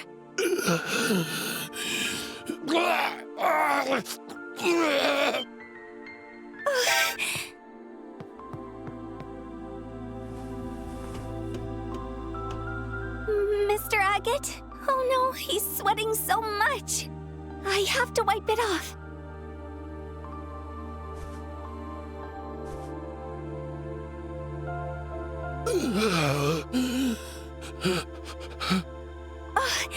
Mr. Agate, you're awake. I'll get you some water. Misha. Oh. Did we hear the name before? I don't think we did. Huh? Good. You were there. Your big bro's here with you, so don't worry. You don't have to be afraid anymore. So...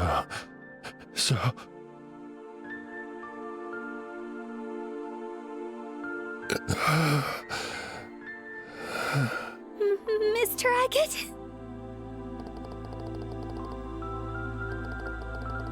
Breathing had become more stable and he was now fast asleep. Phew.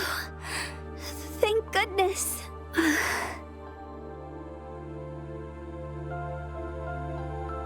He called me Misha. I wonder who that is.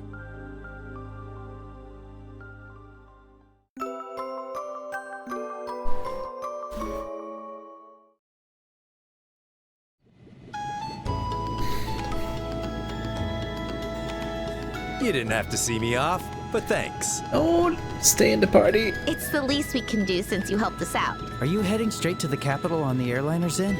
Yeah, I've got some important business there I just can't miss. Otherwise, I'd stay here with you guys, digging into this kidnapping case. Yes, that would be amazing. Sorry, kiddo. No worries. You've been such a big help already. First commenter for today being some bot thingy. Quite sad. I have to actually do some kind of moderating at some point. Thank you so much for everything. Haha, that makes me feel better. The airliner Cecilia, bound for the royal capital, is about to depart. All passengers, please start boarding. Whoops, guess it's time for me to go.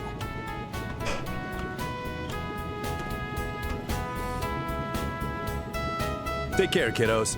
I hope our paths have a chance to cross again. Yes, please. Yeah, same.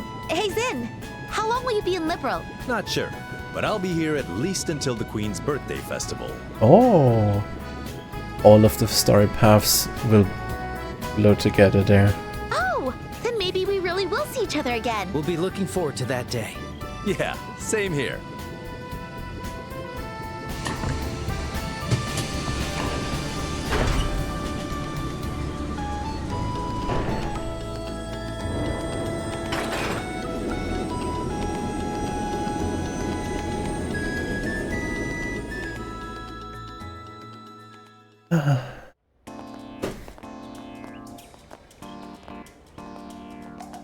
All right. Should we head straight to the guild now? They might have updates about the airship. Yeah, I hope the Royal Army shared some info with us. Are you coming with us, Tita? I was thinking about looking after Mr. Agate. He hasn't woken up yet, so I'm still a little worried. Tita, for sure. You can leave your grandpa to us. I'm sorry. I didn't mean to cause you so much trouble. Oh, come on, silly. You know you don't have to worry about that. It's always very comforting to have someone by your side, even if you're unconscious. Take good care of Agate for us, okay? Yeah, I will. Aw, seriously. She's so sweet, but a little too selfless. I mean, really. She doesn't have to be that nice to that gruff delinquent. Now. I think you and Agate have a lot in common, you know. Excuse you? What do you mean by that, huh? I'm nothing like that grouchy idiot. Well, you both tend to charge in head first without thinking, and you're both way too kind for your own good. Agate's words are pretty harsh, but most of the time, he says them because he cares, and I think Tita knows that. I guess I see your point, but still. Well, whatever. Let's just go to the guild and see what they've learned. We're gonna have all the info we need and brag about it when he's better. Yeah, that's right. Hey, what will it be? Please, take a look. How do we look with our side quests? Medium, long. Yeah, you know what? Let's check if the person from the archive is there now.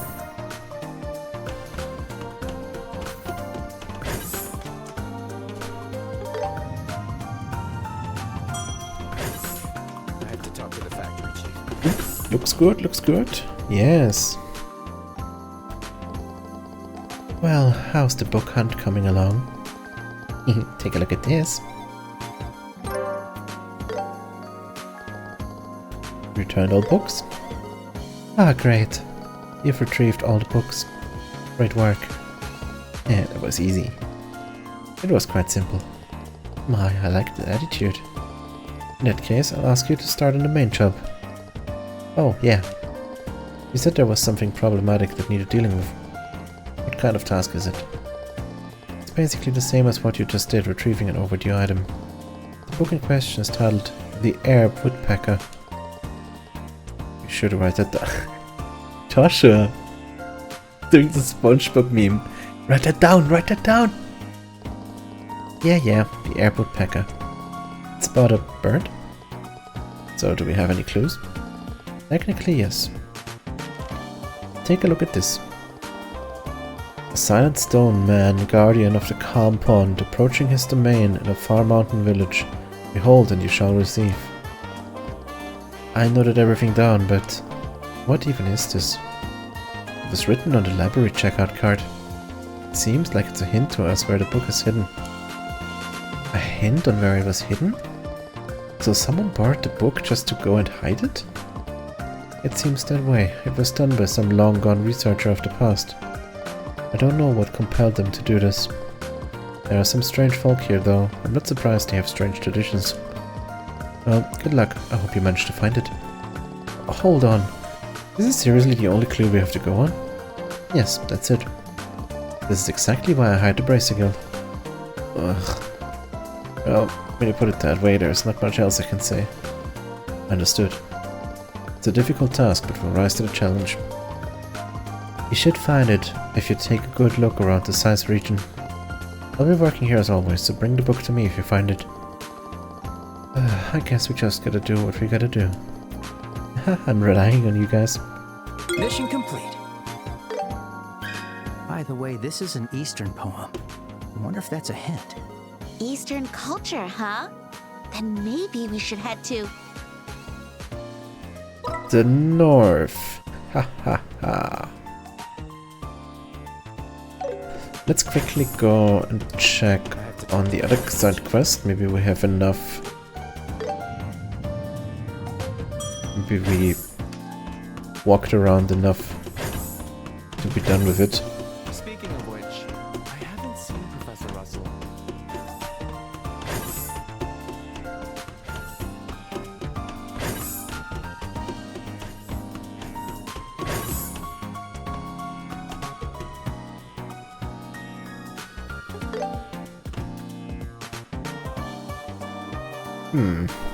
Unfortunately, I don't think you've walked around enough in these. Souls aren't worn down at all. It's not enough to draw any conclusions from. Okay. We already had this before. There's still some places we have to visit. Do we see what places?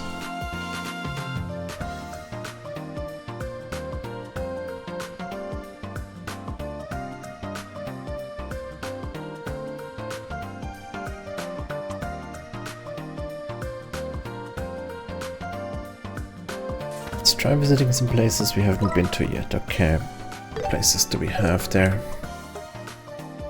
We've been to the Crimson Tower. I think we've been to Wolfford. We have been to Elmer Village. Overtime. We have this area here. I think this was the military base, right? The Leisten Fortress. Oh, there's also the Sanctheim Gate, which leads to the Ransil capital. Yeah, I would say let's visit those places. Can we teleport here? Yeah. So.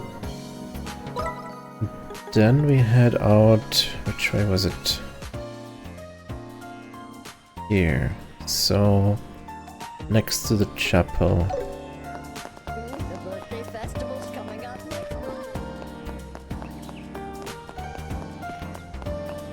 Wait. Okay, we can't do it yet.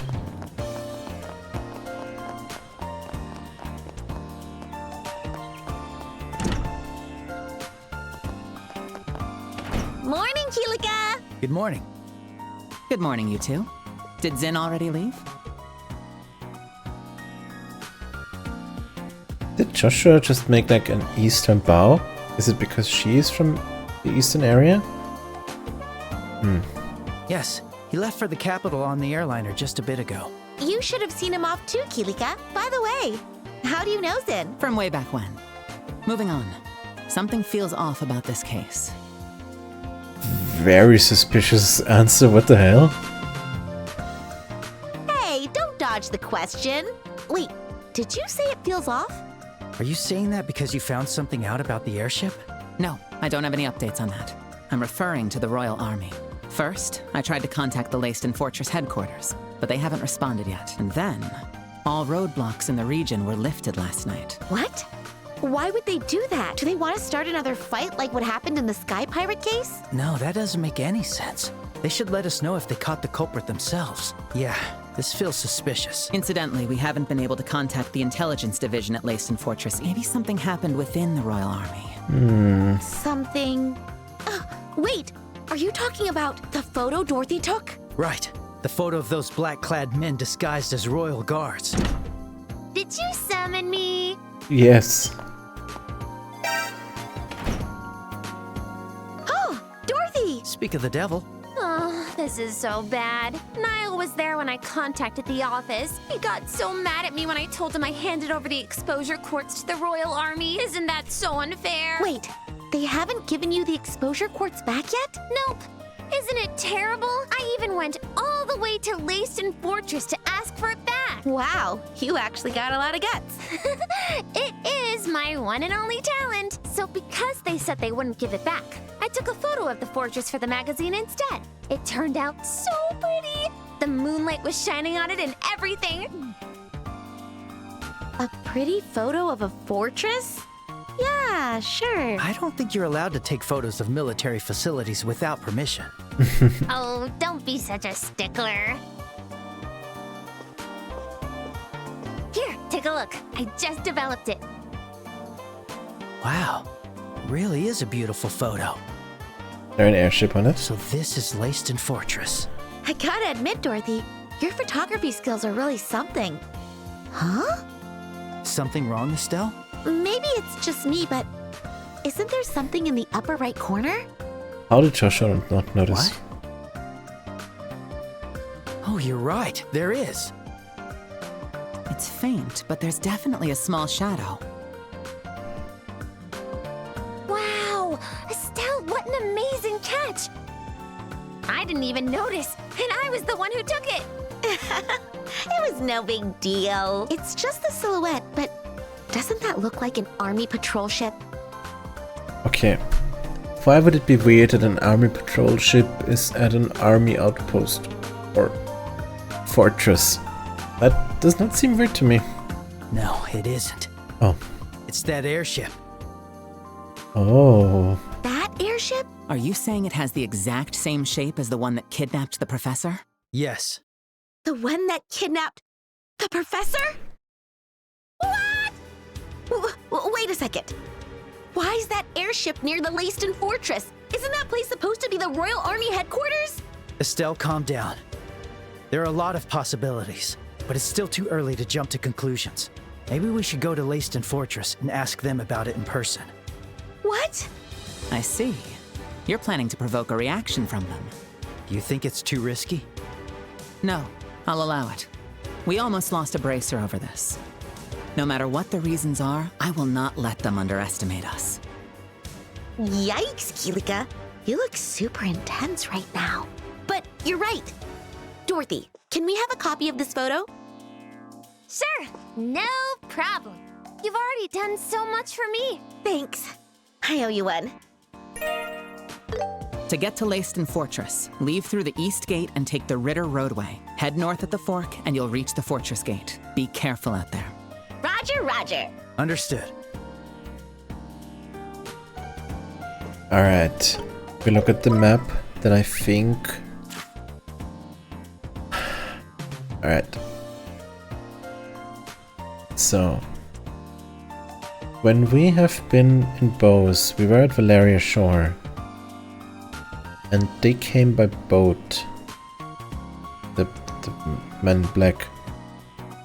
So, if they came from Leisten Fortress... So, right now I'm assuming that the Men in Black either work together with the army, or they're working for the army, or... I don't know. But... since we saw that airship at Leisten Fortress now, it assumes, or I can only assume, that they work together. So it would make sense that they have been driving towards Valeria Shore with the boat from Leisten Fortress. It is looking more and more suspicious for the army. I think Richard is in some shady business. Either Richard or his accomplice, the red-haired woman who took the photo. I forgot her name, Captain something. But it's not looking good for them. Very not looking good for them. We get some new quests. Ritter Road Monster. Deadline short. A bloody saber has appeared. Let's begin. Alright. But this will be done next episode. We're done for today. Which means that, yeah, I'm gonna end the episode here. I am very thankful for anyone watching. I think we had no watches today, but this is also because I was streaming a bit earlier than usual. But this is okay, the episode will come to YouTube. And everyone is mega stretched by those two again. I love it that they do this synchronous. It's amazing. Alright, thanks for watching anyone. As always, yeah, see you in the next episode, and have a good evening or morning or whenever you watch this video. Alright, thank you for watching and bye.